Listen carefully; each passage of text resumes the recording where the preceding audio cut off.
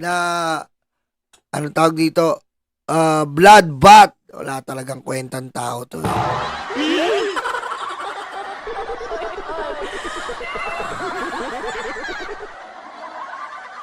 Wala talagang kwentang tao to no?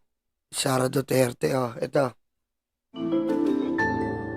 Vice President Sara Duterte says she wants her impeachment to move forward because she wants a, quote, bloodbath. When asked about her legal team's trial preparations, she said, quote, "Of course, as lawyers, they wouldn't want a trial, but I've already told them I truly want a trial because I really want a bloodbath." Ayop, no? Pang-man condition talaga, no? Ngayon lang ako talaga nakakita na yung magnanakaw siya pa maangas, Ibang klase po, no? Ibang klase talaga. Ngayon ka lang makakita at makakarinig. Yung magnanakaw, sila pa yung maangas. Iba talaga ngalangalan ng mga Duterte. Senate President Cheese Escudero scheduled the trial to begin on July 30 to include the newly elected senators. The new senators, along with the 12 incumbent senators, will serve as judges in the trial, which could lead to Duterte's removal from office and derail any 2028 presidential bid. Yari na yan. Maganda-ganda yung naririnig ko Maganda-ganda. Sila Bato, sila Bato, marami nang kinakausap antayin mo Bato pag ikaw ang kinausap.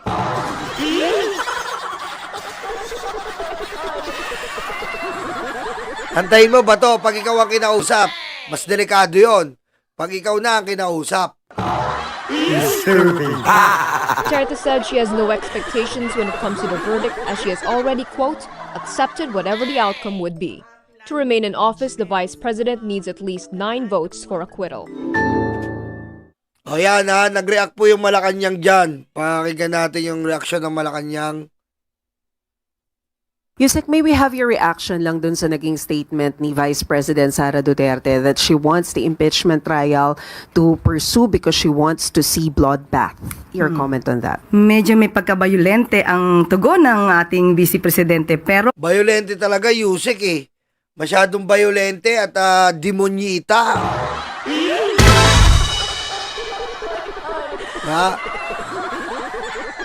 Masyado pong bayolente at demonyita po talaga. Diba? Ibang klase po talaga yan. Talagang mas proud sila, Sara Duterte at mga Duterte family. Gustong-gusto nila, image sila, sindikato at kriminal. Ngayon lang tayo nagkakaroon ng ganyan. Dati ang gobyerno, ang gusto pong imahe ay maayos. Maayos. Kumbaga tawag dito, pamantayan ka. Nangunguna ka sa pamantayan ng kaayusan. Ngayon po, gusto imahe at kasama yung mga DDS, gusto nang imahe kriminal. Ay, pusang ama kayo.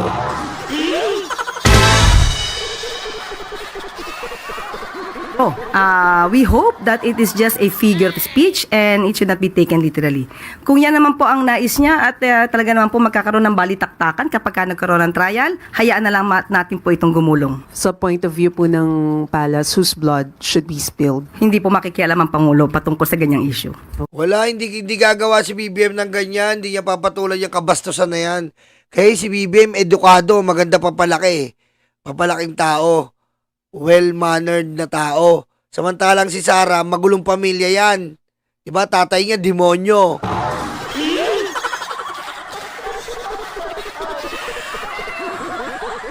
Diba? Tatay niya, demonyo.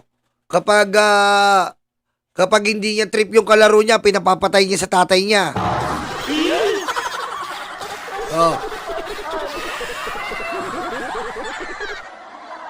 Ganun po yan. Spoiled brat si Sara, kaya ganyan na ugali. May tililing sa utak. Kapag hindi na pagbibigyan, nanggigigil. May mental disorder.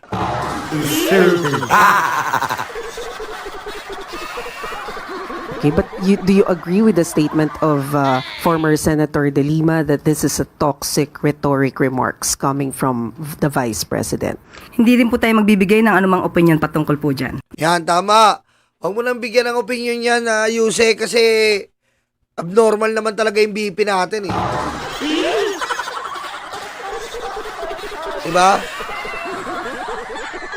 Siyempre, tuwan-tuwa na naman dyan yung mga DDS. Tuwan-tuwa na naman dyan. Bloodbath, bloodbath. Wala kayong sinabi. Mga tanga.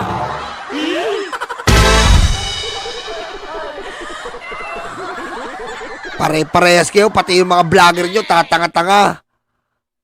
Bobo ng mga vlogger, ang putik na to.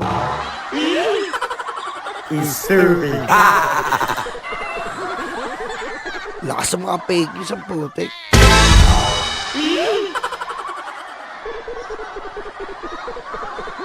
Masigabo ang pagtanggap at puspusan ang papasalamat ng ating mga kababayan na nakikinabang ngayon sa 20 pisong kada kilong bigas na nabibili sa mga kadiwa stores ng ating Pangulo. Kwento ng ilan sa mga pumila sa bahagi ng vulnerable sector sa Cebu, malaking tulong sa kanilang ang patok na budget na bigas. Basta na pagkakasya na daw nila kasi Wala nakagawa niya na 20 pesos na bigas. Mga DDS.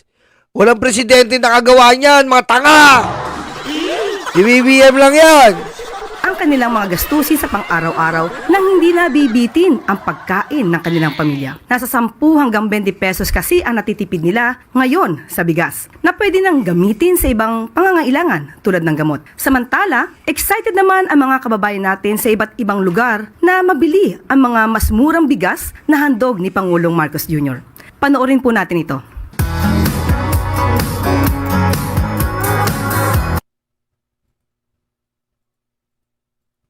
Ipapakita ko sa inyo. Tignan nyo po panoorin nyo po ito bago natin ituloy yon. May maganda po dito. Bago natin talakayin yung pangwawalang niya ng mga bilyar. Ito yung 20 pesos na bigas na binibenta ngayon sa mga pamilihan. Nauna na sila kanina mag-Google fight, pero ngayon pagkakataon natin sa media. Ayan na. Tignan nyo po Ganyan po kasarap yung 20 pesos na bigas. Mabango po. Amoy girlfriend mo. Napakabango. Para tikman natin kung ano nga ba yung lasa nitong P20 o yung 20 pesos na bigas na ibinibenta ngayon sa mga kadiwa centers. Ayan po, kita nyo mga media yung kumakain. Hindi po katulad yan ni Pinyol. Putik may garapata, sinaing baboy.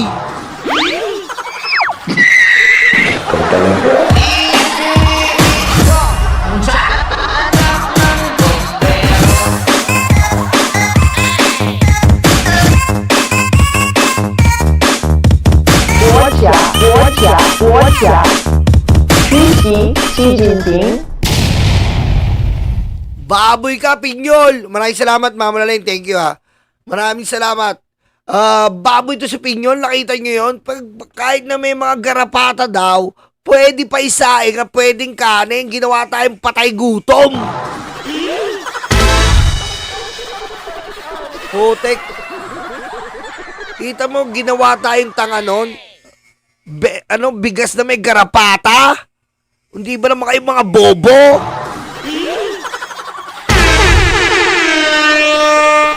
Makakita nun. Di ba? Magiging proud ka sa administrasyon na gano'n, pinansahin ka, may garapata?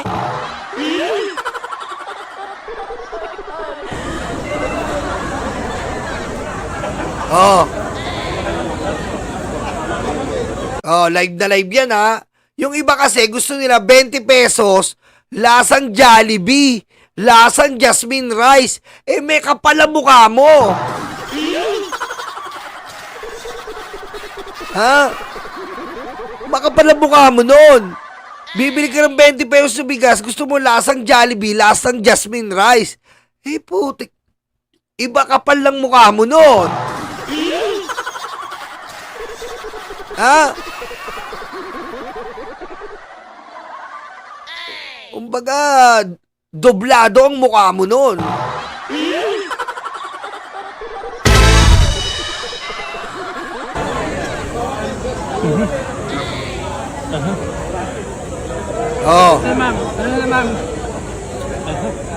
Nagutom mo. Nagutom, nasarap ano. Sarap, walang garapata, sabi niya.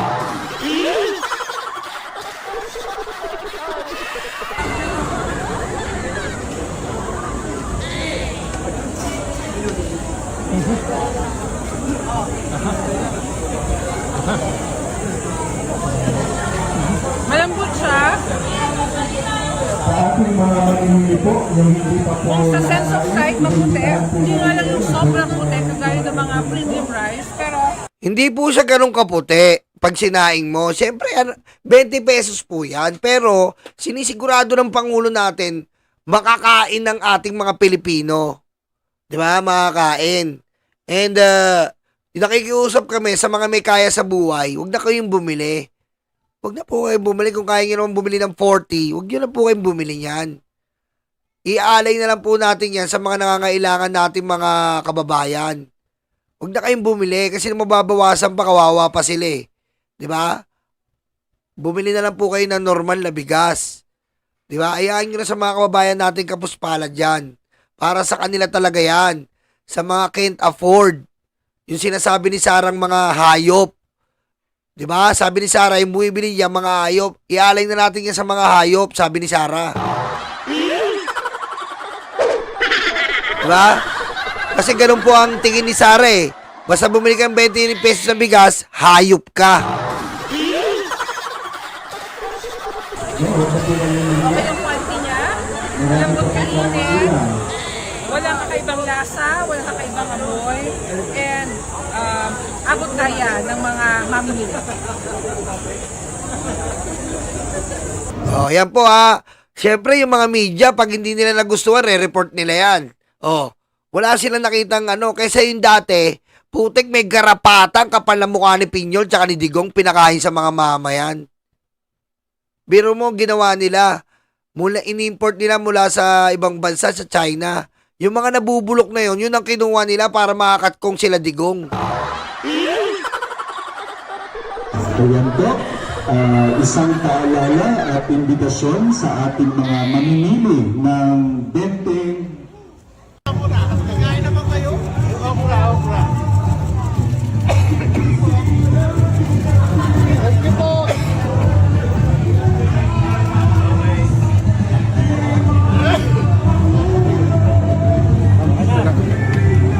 Ayan po ang 20 pesos na bigas. Malinis, walang garapata, walang amoy. Nakakain ng ating mga mamayang Pilipino. At hindi lang po yan ang bigay ng gobyerno. Oh, eto po, panoorin nyo. 20 pesos na bigas at meron pa po, ganito po kabait ang ating presidente. Hi po.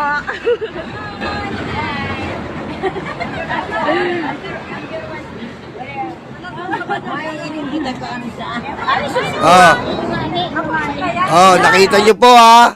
Ang noodles po, 5 piso lang. Ang sardina, 10 piso. Ganyan po kabait ang ating Pangulo. Oh. Noodles, mabibili nyo na lang po ng 5 piso sa kadiwa. Ang sardinas po, nakinalakihan natin. Diyan po tayo. Ginagawa natin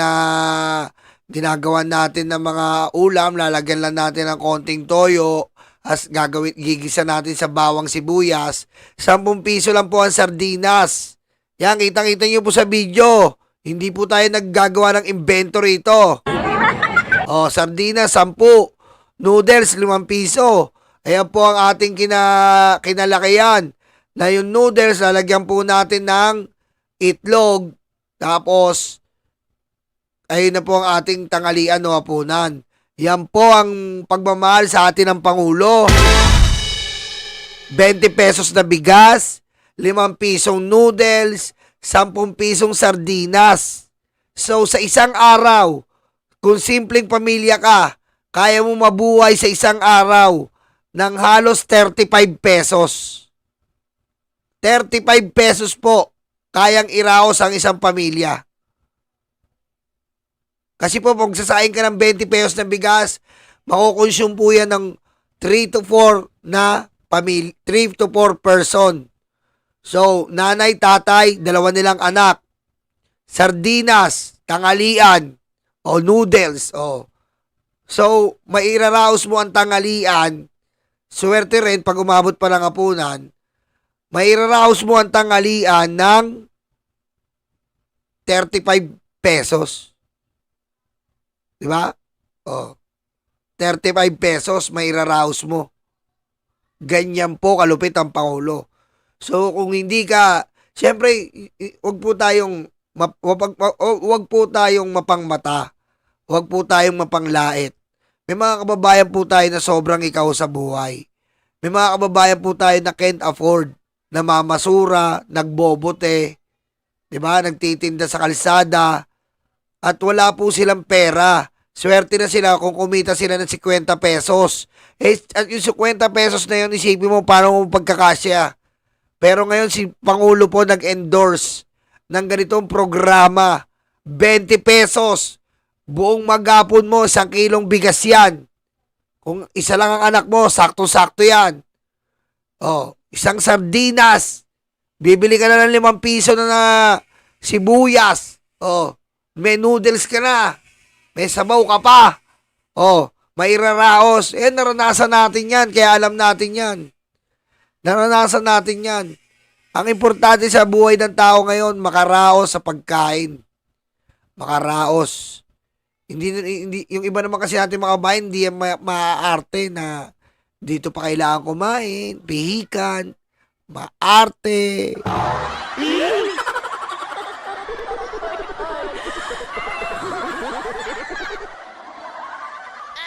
Alam nyo, ako ang mga anak ko, natutuwa nga po ako sa mga anak ko eh. Alam mo, magluluto ng nanay niya ng sinigang. Magluluto yung nanay niya yung sinigang. Ayaw nila, gusto nila maling.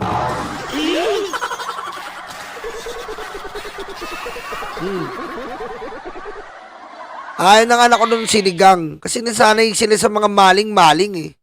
Nasanay sila sa mga egg, sa mga itlog lang. Nasanay na sila eh. Kaya pag pinapakain ko ng masarap, ayaw na nila.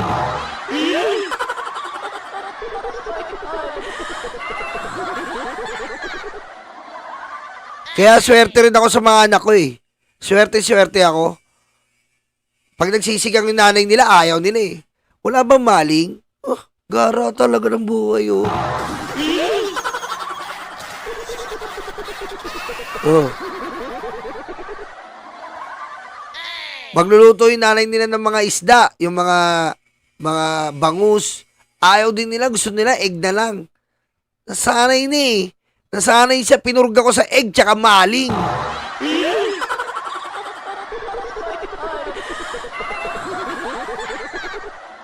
Ganon po. May mga ganon po bagay. Mga anak ko, sanay na yan eh. Sanay ni sila eh. Yung isang maling, sanay ako sa maling eh. Bata pa ako, maling nang.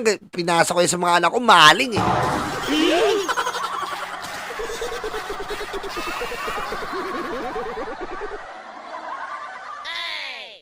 Susi-su, wag mo sa... ako nga, sanay na ako sa maling. Ang laki ko na eh. Tanda ko na eh. Pinurga ako ng nanay ko sa maling eh. Iniimbento pa nga nun, maling. Pritong maling. Pag nagsasawa ako, ginagawa ko, kinukuha ko yung Lucky Me na sarsa. Lucky Me beef maling. Ginagawa ko yan eh. Oh, nakakaumay na. Lalagyan ko ng tomato sauce. Tomato sauce maling.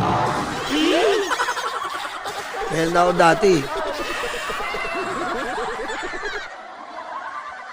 Tapos pag umay na ako, ano naman, Lucky Me. O kaya, mangingi ako sa karinderya ng sarsa ng longganisa. Ang sarap nun, no? Yung sarsa ng longganisa, kahit yun lang, lalagay mo sa kanin na mainit, no? Yung sarsa ng longganisa, ang sarap nun.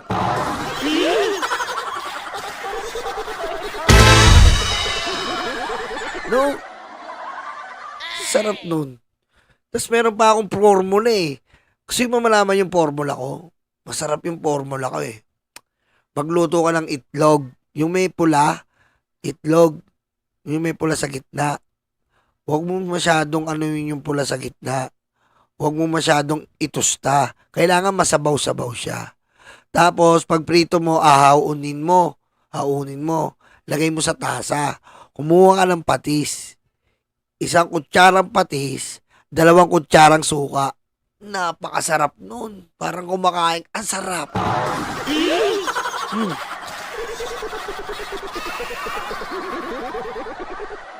Try nyo po. Doon ako sanay. Hirap na hirap kami talaga dati. Yung paborito ko na yun eh. Ayoko nga na masasarap na pagkain eh. Ngayon ko lang natitikman yan, nagkatrabaho ako. Pero yun talaga eh. Gawin niyo po yun. Isang kutsarang patis, 2 kutsarang suka. Napakasarap. Yung sabaw ng dilaw, ganunin mo. Ang sarap po, parang... Ay, naglalaway na naman ako. Naalala ko na lang. Ang sarap nun. Doon lang ako nabubuhay dati. Ito, Leo. Eto, di ba? Totoo, Leo. Parang lechon talaga. Yung maalat-alat na maasim-asim, tas may sarsa ng itlog. Sarap putik talaga, oh. Ang sarap talaga.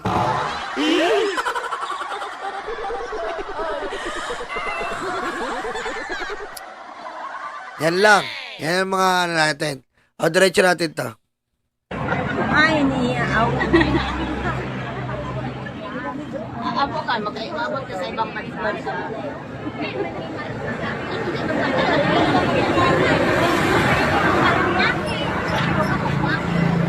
Oh, yan ha. 20 pesos na bigas. Hindi pa po natatapos ang Pangulo. 5 pisong noodles. Ang noodles po, nasa 12 pesos na yan. Nasa 12 hanggang 15 pesos. Depende po. 12, 10, ganyan. Ginawa ng Pangulo, 5 piso. Ang sardinas po, nasa 15 or 18. Ginawa ng Pangulo, 10 piso. Yan po ang handog sa atin ng Pangulo. 15 na ba? Ben, ano? Ano yung 15? Noodles? 15 na pala yung noodles. 15 na ba? Ba't sa Pure Gold, ano lang? 12. 15 na pala yung, ay, tubo ng tindahan, no? Tubo. 16 na pala. 16 na ba yung noodles, nak? 16 na, no? Oh, 16 na nga. O, yung sardinas. Magkano yung sardinas? Magkano sardinas? 20 na, di ba? 25 na pala sardines. Tanda ko na pala. 25 na ang sardines. Biro mo, ginawa ng Pangulo, 10 piso lang. Oh, 25. Tama, 24. 25. Huwag kayong bibili dun sa mga tindahan na akala mo, ginto yung may mga kapitbahay ka, ang taas magbenta eh. No?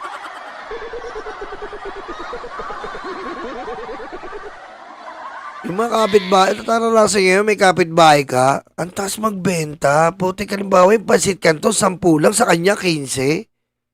Gusto yata maging ano yata, bilyar kagad.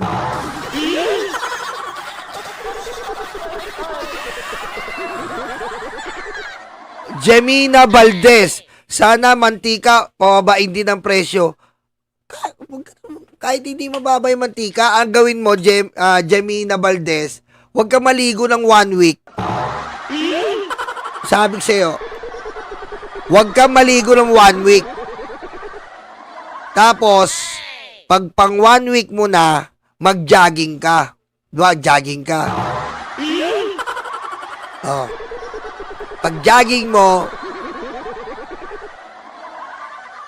jogging mo, uwi ka sa bahay nyo, kuha ka ng planggana, pigain mo doon yung, ano mo, pakuluan mo, dahil mantika nun.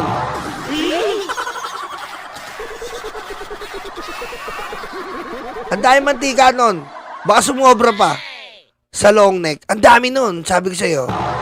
Pakuluan mo lang, pakuluan mo.